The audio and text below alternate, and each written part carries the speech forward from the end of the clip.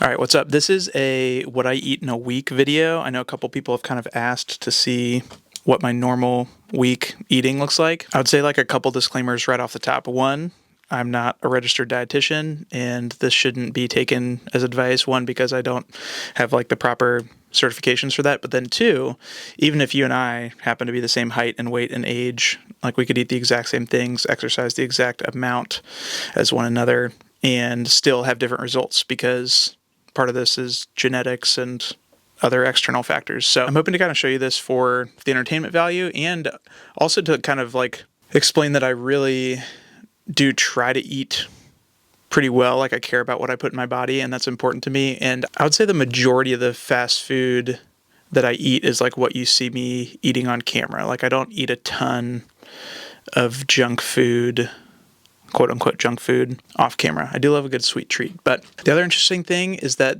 I filmed this a year ago. So this will actually provide a pretty interesting perspective because I feel like I'll be able to tell you like, oh, this is actually something that I still eat pretty regularly, or that was kind of like a one-off for that week. And it'll be kind of interesting because I don't really remember what I ate that week. Oh, a couple other disclaimers. I feel like there's a ton of bad information out there. This is like the golden age of bad nutritional information on Instagram because anybody can put out whatever they want.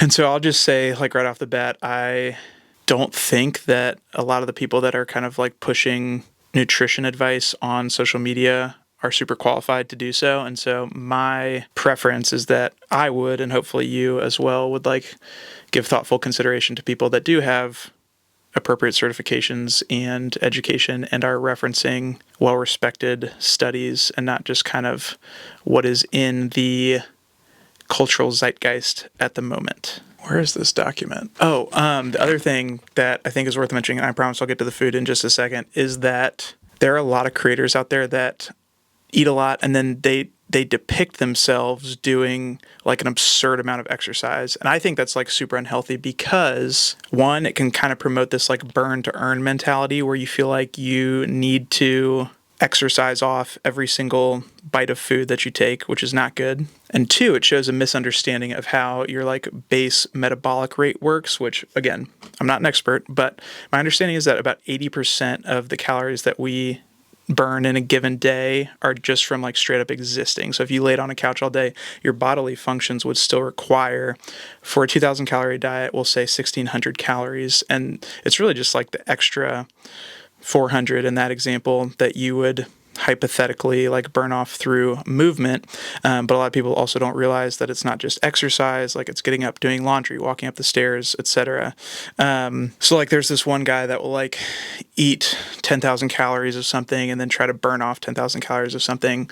There are other creators that will like show themselves running like 10 to 20 miles a day to kind of like cancel out all the bad food that they're eating. And I just feel like that is not healthy and would border on what a lot of professionals would call like disordered eating. Last couple things for me personally, I don't love the idea of counting calories, tracking what you eat. I'll do it every once in a while to like make sure that I'm getting enough protein because that's like hard to do, I think. But I think when you're counting everything all the time, you like value what you measure and you measure what you value. And so like the more that you're focused on the exact number, like I think that you start to slowly subconsciously view food as like bad and you're just like over focused on your appearance. And that is also disordered. I think intermittent fasting can be tricky. There's like questionable evidence about its efficacy. And I think especially for young people, like what it ends up doing is teaching you that like you just need to like restrict your eating. And I'm a big proponent of having a healthy relationship with food. I think you should be able to enjoy the food that you eat without feeling guilty about it, without worrying about like the effects on your physical appearance.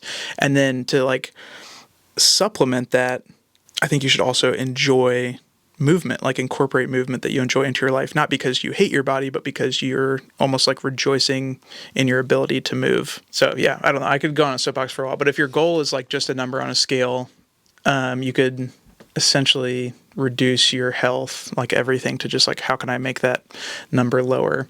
But I think that if your goal is like fitness, heart health, longevity, that's going to be much better. And it's also not about like a quick fix or like a cleanse. Like, I think health is much more about developing sustainable habits and things that you can do for a long time, especially things that you enjoy.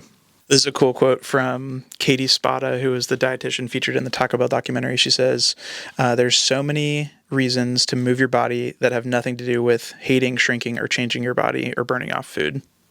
And she lists a bunch of them. She's a great follow if you're looking for someone who promotes like a healthy relationship with food. Okay, I think that's it for now. All right, here we go. Starting off with Saturday. This would have been August of last summer. So I had a Jocko energy drink.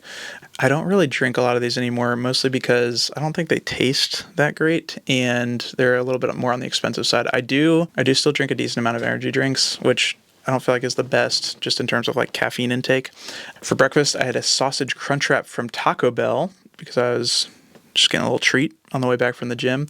My Taco Bell has discontinued breakfast, as have a lot of Taco Bells across the country. I had a little snack, a handful of cherries. I don't know why we had cherries in our house at the time. Don't really do that, but I do love just getting a handful of blueberries. For lunch that day, I had rice, leftover grilled chicken, some lettuce, salsa, cheese, tortilla strips, Tabasco sriracha. I would say that's like a pretty standard meal for me. I had water with some frozen strawberries. My ice maker is broken, and so sometimes just throw some frozen strawberries in there. Sometimes I'll do like a lime slice in there as well. And then when you finish the water, you get a little treat at the end, a little strawberry. I had a snack, looks like a summer salad with some greens, apples, pecans, cottage cheese. Again, not something I do super often, but very enjoyable. Went to the grocery store after that. Later that day, I had a handful of almonds, some chicken sausage that was left over from the night before. And then for dinner, we went out to dinner and I got a smash burger from this place called Remedy Burger in Stanton. Bacon, cheese ranch fries.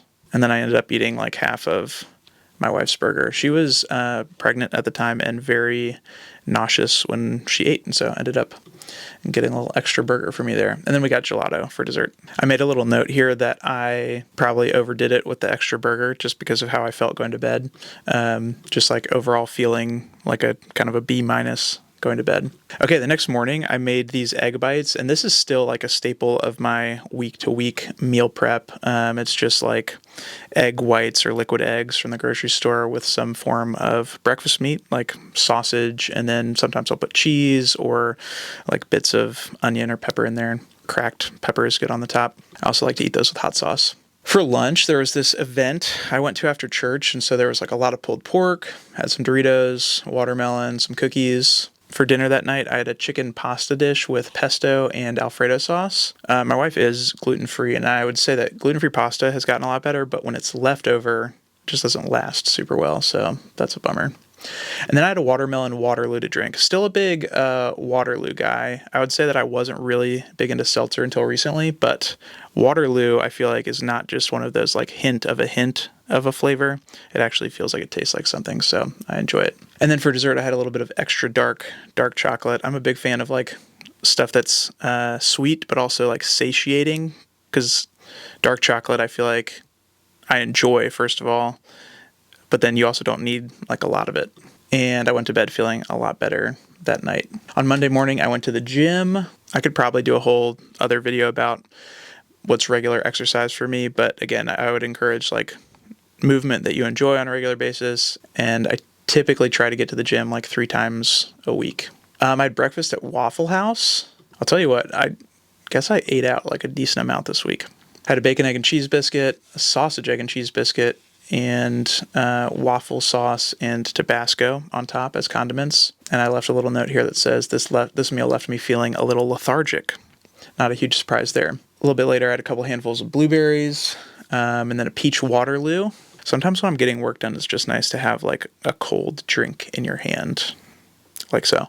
For kind of a late lunch, I made this shake with skim milk, a banana, chocolate protein powder, and a couple scoops of powdered peanut butter. Normally I would eat more than that, but the day just kind of got away from me, so that was convenient. This is something that I make on a super regular basis, typically for breakfast, and it's really easy. Get some protein in. I drank that with a multivitamin and some fish oil. I would say I'm still like fairly consistent with the multivitamin, not as consistent with the fish oil. It's kind of just like when I remember. For dinner, I had some stir fry with frozen veggies, rice, eggs, chicken, and some gluten-free teriyaki sauce. And then I went to an event that night where I ate like a bunch of meatballs, pizza rolls, buffalo chicken dip, and a s'more.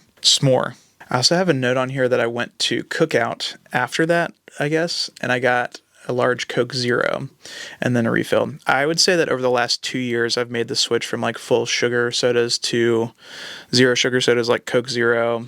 This Baja Blast is a Baja Blast Zero. The difference in the taste used to really bother me, and I would say that I still don't love like Diet Coke, Diet Pepsi, even Diet Mountain Dew.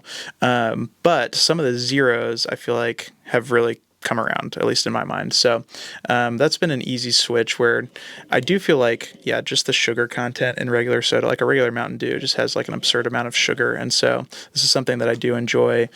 And again, I know that this is like controversial in today's day and age, but the sweeteners that they use in these have only been proven to be harmful at like hundreds and hundreds of times the amount allowed in these drinks, if that makes sense. Like I think you'd need to drink, it's like 17 to 20 Diet Cokes a day, every day, in order to even like come close to that. So I don't think it's something to be super afraid of, but yeah, mostly just wanted to say I recently have tried to make the shift from like a full sugar soda to the zero version of that soda. I wrote that I went to bed not feeling super great, maybe like a B on a grading scale. My friend Katie, who I've talked about already, talks about how food can serve you socially too. Like food isn't just about fitness, like it has health benefits, but there's also like a social and cultural component to it. And so I feel great about the time that I spent with friends that day, and we like enjoyed food together, if that makes sense. So I don't regret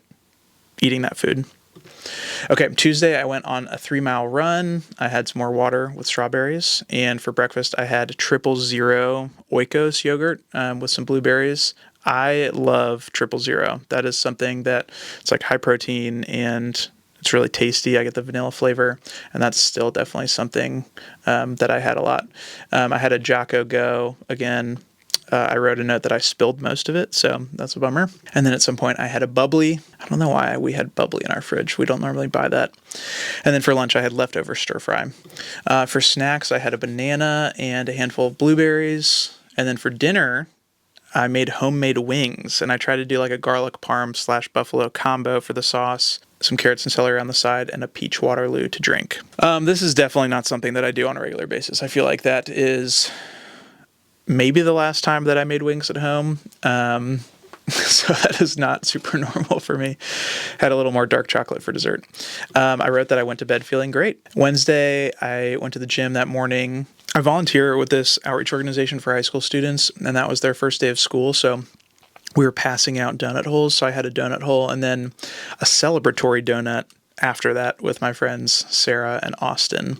And then when I got back, I had 2 egg bites that I microwaved. I went to a coffee shop to do some work where I got an iced latte with oat milk and sugar-free caramel. I would say I still get a lot of lattes at coffee shops when I go to do work. I'm less gung-ho about the oat milk now just because I don't love the taste at certain coffee shops depending on like what oat milk they get. So I'll just get regular whole milk. I still do stick with the sugar-free caramel because to me it doesn't taste any different, and it's like, okay, why add extra sugar if you don't need to? For lunch I had the rest of that gluten-free pasta with some ground turkey I had cooked last week and some pasta sauce, a little bit of Parmesan, some pepper flakes on top. I also like to add a little bit of hot sauce to my pasta. And then for dinner we went to a potluck with some friends. So I wrote that I pre-gamed that with some leftover stir fry and some honey roasted peanuts because I didn't want to show up famished and just eat everything in sight. I guess kind of like how they say don't go to the grocery store on an empty stomach. I would say I'm like pretty bad at this. If I show up to something that is like a potluck and there's just a lot of food available, I'm not super self-controlled there. And so it looks like, at least at this point last summer, I was trying to be a little bit more intentional about that. But at the party, I had some salad, some veggies, some chips, some pimento cheese, some guac, some sausage dip, a seltzer, and like a little butterscotch cookie. Okay, on Thursday, for breakfast, I had a protein shake. For lunch, I had kind of a hodgepodge of things. It looks like a couple handfuls of honey roasted peanuts, a couple handfuls of cherries. You know what? I think my sister might have visited us and like left them there. I think that's why we had the cherries. I had a couple wings from the other night and then a few pieces of gluten-free pizza I made for my wife a few nights beforehand. She didn't want them anymore. And then I had some peppers and hummus. And then for dinner, I just had some more stir fry. I wrote that I felt really bad that night, that I had a really bad headache, but also that my screen time was like through the roof that day, and that I didn't hydrate very well. So I had a couple pieces of dark chocolate before bed.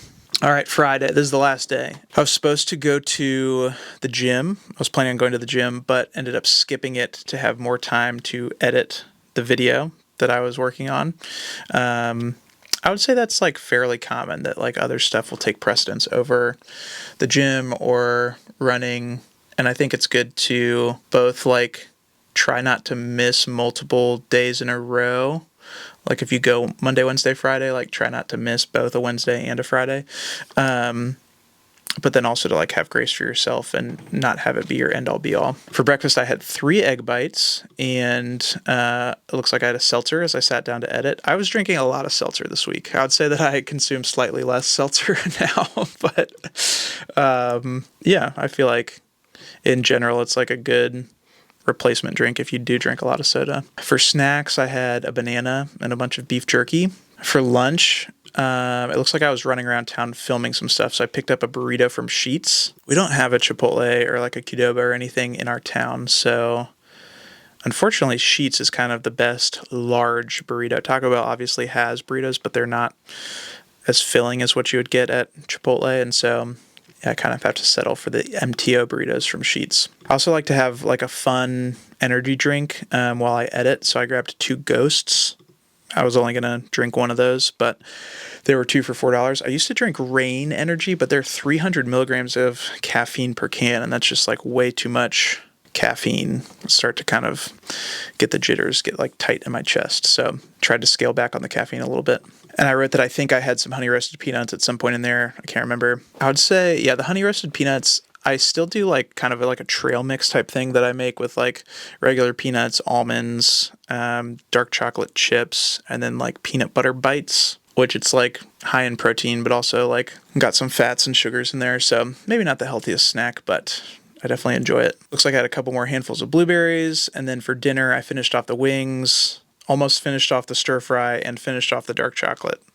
It's kind of impressive. At the time, I said this is a fairly typical week. Obviously, if I am having food for a video, like to fast forward to today in 2025, I just did that buffets video a couple weeks ago. And so that week looked a lot different than a normal week for me. Since I filmed this, we've also had a kid. And so I feel like my time that I'm able to like meal prep and make food at home has become slightly more limited. And so I would say maybe slightly more likely now to opt for takeout, but try to get like, you know, somewhat balanced options when I can. Around this time, I was also working with a personal trainer, this guy here in town who's awesome. He owns a gym here, and he and I were kind of working together with some training plans, and he just kind of helped me with some easy substitutions I could make in like what I was already eating. And one thing that I feel like he helped talk me through was like when I'm on these trips for wings, like on the road for filming, to just try to like stay consistent in between. Like, okay, the wings are a given, but then when I'm getting like gas station snacks or whatever, so like grabbing a banana at the gas station, grabbing beef jerky or something like that. I feel like the picture that you might get from this is that I ate just like 90% stir fry. And I think the pattern that I can pull from this is that like I'll make a lot of food for a meal and then I'll get to eat the leftovers for the rest of the week. And so I feel like that's really helpful. I'd say one thing that this doesn't necessarily capture is more recently I've done a lot of like protein and rice type meals. So my sister left her rice cooker at our house, so I'll just throw some jasmine rice in there. It'll make some rice, and then I'll make a meat to go with it. So sometimes that's like lean ground beef, sometimes that's chicken breast, and I like both eating those throughout the week, but then also they freeze really well. So if I'm ever busy, I could just pull out like a frozen meal prep container of chicken and rice, and then you can kind of spruce it up however you want. Like you can put it on a taco, you can, add peppers, tomatoes, like lettuce, whatever. What else? Every once in a while, I'll use my slow cooker. So I'll make like pulled pork in the slow cooker, and that'll last for like a week. Sometimes I'll do like a vegetarian chili in the slow cooker. And I'd say, yeah, this didn't happen this week, but fairly regularly, maybe like once a week, we'll do pizza takeout or something like that. In the summer, I also like to grill a little bit more. So sometimes I'll make like kebabs or just grilled chicken or something. Oh yeah, the other thing that I've started doing since having a kid is like Walmart, where it's where I get my groceries a lot of the time. They have like essentially pre-cooked and seasoned grilled chicken. And so I know it's lazy and a lot more expensive, but I don't mind paying for the added convenience to just have like cooked chicken ready to go in the fridge that I can throw on any number of meals. I'd say that like in general, the vast majority of the meals that I cook for myself end up looking something like a burrito bowl, like some variety of rice and meat. I think that's it. I think the other thing that I've kind of come to learn is that I feel like people are super like anti-carbs, like, don't eat bread, don't eat pasta or whatever. I don't typically have a lot of bread in our house just because my wife is gluten-free, but I am pro-carb. Like your body needs carbs for energy, especially if you're doing a lot of physical activity. So a lot of like sports dietitians will try to actively get their athletes to eat more carbs. Again, this is not meant to be prescriptive in terms of just like following everything I do, but hopefully gives you an idea that one, I don't try to like actively restrict the food that I'm eating when I'm not doing like a food challenge or a food video. I think that can be pretty harmful. And two, like I try to put at least some level of thought into what I'm putting in my body. Like it's not one extreme or the other. Like I think just middle of the road is probably where a lot of people should live, unless you're like an elite athlete or trying to correct some like pretty serious health concerns. So yeah, I don't like when I get back from a filming trip, I don't feel the need to like not eat for a couple days, because I think that like if you think about it, like when you're driving a car, like if you veer off the road a little bit, they tell you not to yank the wheel in the other direction, like just as gently as you can get back to the center of the road, because I think that if you do overcorrect, you run the risk of running into the ditch on the opposite side of the road, like that happens in real life. So with eating, I don't want to kind of develop these habits of overcorrecting. Like I'd much rather just get back to the middle of the road and pick up where I left off with my habits of like eating well, exercising somewhat regularly. I guess if there's one thing that I would want you to take away from this, it's one, I don't want people to like stress over their relationship with food. And I also think that it's good to like find healthy options that you like. And the caveat there would be like, your definition of healthy should include input from reliable professionals and not just social media influencers or people with questionable educational background. I'm not articulating this super well, but I think my hope would be that people could find like the middle ground for them. That's like the balance between making decisions that are well-informed and are going to fuel your body, but not obsessing over or idolizing like image and weight and that sort of thing. Because if you care about it way too much, that's super unhealthy and can have negative health effects. And if you care about it way too little, that can also be unhealthy and have negative health effects. And so what I shoot for in my life is straight down the middle. Okay, I'm going to end it there. Hopefully this has been at least somewhat informational and or entertaining.